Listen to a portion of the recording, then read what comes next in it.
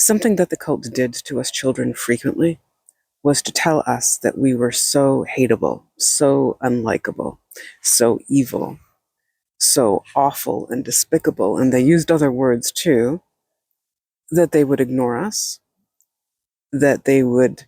turn away from us, and they would physically do that, where they would not look at us. They would have the whole cult not be able to pretend that they could not hear us, that they could not see us. They would physically turn away in a group away from us. They would treat us as if we were a pariah, that we were untouchable. And that doesn't sound like huge and horrible, but it is a form of psychological torture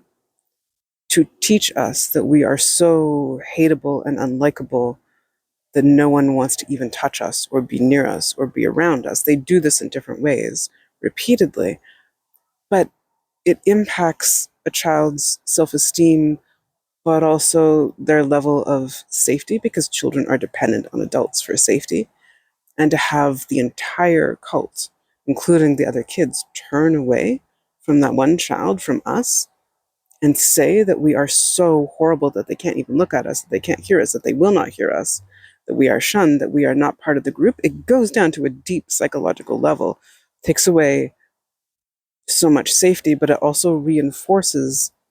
the belief that there is something wrong with us, that we caused everything horrible that is happening. And they build on that in many intentional abuse scenarios, teaching us repeatedly that we are the ones that are making all the torture to ourselves and to other kids happen, that we're making the murder happen, that there is something intrinsically evil or disgusting or wrong about us, and that people cannot stand to be around us. And that is intentional to make it so that we will not try to reach out to people, so that we will not trust ourselves, we will not trust other people. So of course that we will not talk and we will stay silent. Always, everything that the cult does is for their benefit, and it is to allow the cult to continue what they do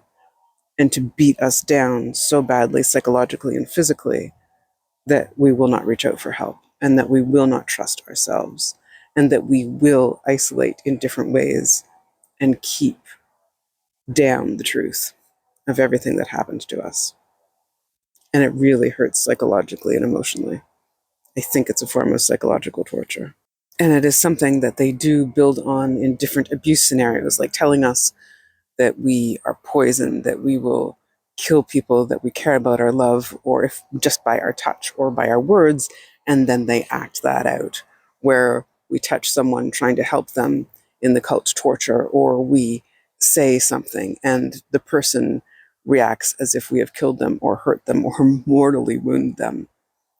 them. And it is so intentional and repeated to teach us that we have to self-isolate, that we are not good around people, that no one will ever love us, that we cannot trust ourselves, that we cannot reach out to other people. It is so intentional, and it is cruel.